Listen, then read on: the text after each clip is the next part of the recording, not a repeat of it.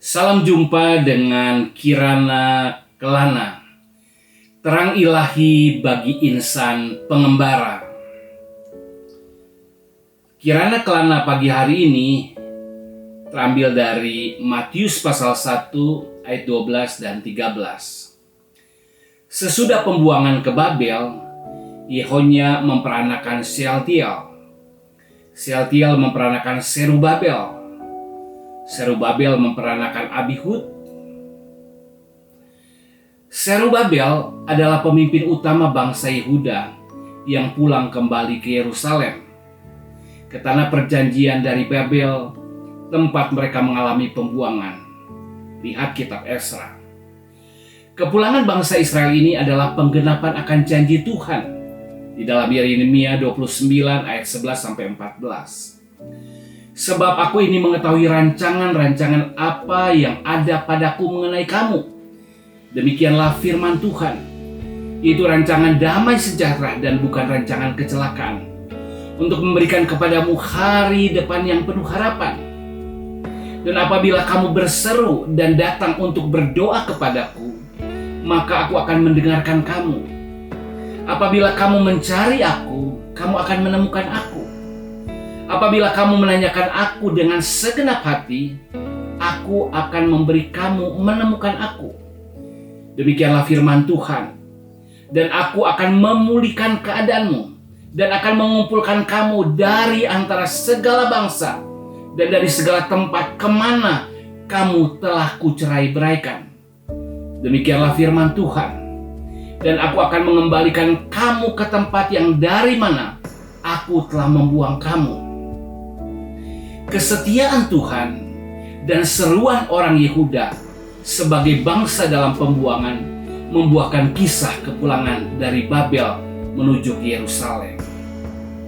Mereka sangat berseru-seru kepada Tuhan karena dosa-dosa mereka dan keadaan orang buangan sungguh menyedihkan. Yang dulunya merdeka telah menjadi budak, yang dulunya adalah umat Allah dan beribadah di baitnya, kini dalam keadaan tercela serta mengalami cemoohan musuhnya. Dan ini tergambar di dalam Mazmur 137 ayat 1-4. Di tepi sungai-sungai Babel, di sanalah kita duduk sambil menangis apabila kita mengingat Sion. Pada pohon-pohon gandarusa di tempat itu kita menggantungkan kecapi kita. Sebab di sanalah orang-orang yang menawan kita, meminta kepada kita, memperdengarkan nyanyian. Dan orang-orang yang menyiksa kita, meminta nyanyian sukacita. Nyanyikanlah bagi kami nyanyian dari Sion. Bagaimanakah kita menyanyikan nyanyian Tuhan di negeri asing? Sambil meratapi perbuatan dosa mereka di masa lalu, mereka teringat akan Sion, di mana bait Allah dulu berada, tempat mereka beribadah kepada Allah dengan sukacita dan dengan penuh nyanyian disertai dengan alat musik. Namun kini orang-orang Babel mengolok-olok dan mencemooh mereka dengan meminta mereka untuk memainkan alat musik dan menyanyikan sebuah nyanyian dari Sion. Ini bukan hanya penghinaan bagi umat Yehuda, tetapi juga cemoohan bagi Allah. Mereka diminta menyanyikan nyanyian untuk Tuhan di hadapan orang kafir, di negeri asing yang cemar. Itu sebabnya mereka menolaknya dengan menggantungkan kecapi mereka pada pohon-pohon gandarusa. Selanjutnya dari Mazmur ini berkata, jika aku melupakan engkau, hai Yerusalem, biarlah menjadi kering tangan kananku. Biarlah lidahku melekat pada langit-langitku, jika aku tidak mengingat engkau. Jika aku tidak jadikan Yerusalem puncak sukacitaku. Inilah sikap yang menunjukkan pertobatan mereka.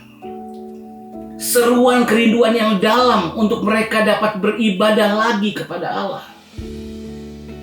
Selain Mazmur 137, ada juga Mazmur 107 yang menunjukkan bagaimana keadaan bangsa Yahudi dalam pembuangan.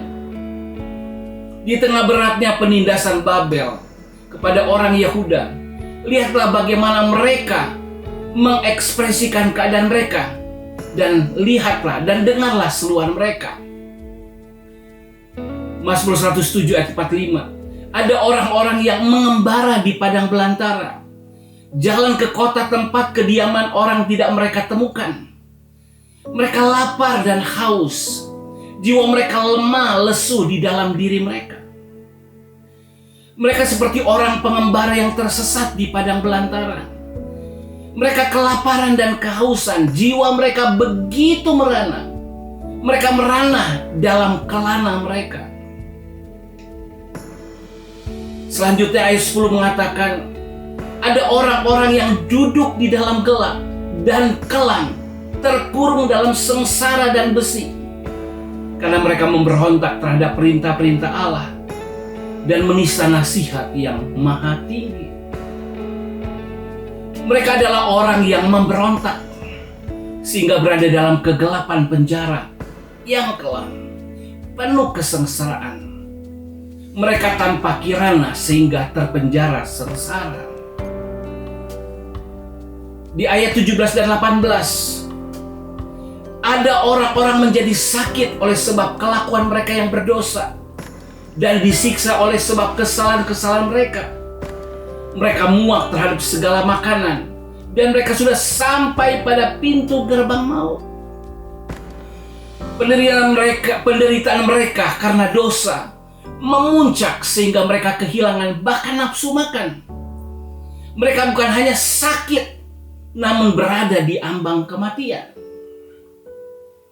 Berikutnya ayat 23 sampai 23 mengatakan, ada orang-orang yang mengarungi laut dengan kapal-kapal yang melakukan perdagangan di lautan luas. Mereka melihat pekerjaan-pekerjaan Tuhan dan perbuatan-perbuatannya yang ajaib di tempat yang dalam. Ia berfirman, maka dibangkitkannya angin badai yang meninggikan gelombang-gelombangnya. Mereka naik sampai ke langit dan turun ke samudera raya. Jiwa mereka hancur karena celaka. Mereka pusing dan terhuyung-huyung seperti orang mabuk dan kehilangan akal. Mereka seumpama saudagar yang pergi berdagang. Mereka berkelana mencari peruntungan, namun terkena angin badai dan gelombang. Mereka yang tadinya di atas kini berada di dasar samudera. Jiwa mereka celaka. Mereka pusing terhuyung-huyung sampai mereka kehilangan akal. Ini semua adalah gambaran dari dosa mereka dan konsekuensi yang harus mereka terima karena dosa mereka. Namun di balik semua yang harus mereka terima, mereka tidak lupa sungguh-sungguh berseru-seru kepada Tuhan, memohon belas kasihan dan pengampunannya. Perhatikan ayat 6, 13, 19, dan 28. Dalam keempat ayat ini berulang-ulang dikatakan, maka berseru-serulah mereka di hadapan Tuhan dalam kesesakan mereka, dan dilepaskannya mereka dari kecemasan mereka. 4 kali ayat ini diulang. Allah yang setia dengan kebaikannya mendengarkan semua seruan mereka dan menggenapi janjinya. Ia memulihkan keadaan mereka dan mengembalikan mereka ke tempat di mana mereka seharusnya berada. Pelajaran bagi kita, seberdosa apapun kita, sejauh apapun kita berada dari Tuhan, seberapa dan sengsara apapun keadaan kita, bila kita sungguh-sungguh berseru kepadanya, maka Ia akan menyelamatkan dan memulihkan kita. Ingat selalu Roma 10 ayat 13. Sebab barang siapa yang berseru kepada nama Tuhan akan diselamatkan. Berserulah kepada namanya, karena daripadanya sumber keselamatan kita. Apapun keadaan kita, dimanapun kita berada, kasih-Nya sungguh sanggup memulihkan kita. Haleluya. Tuhan Yesus memberkati.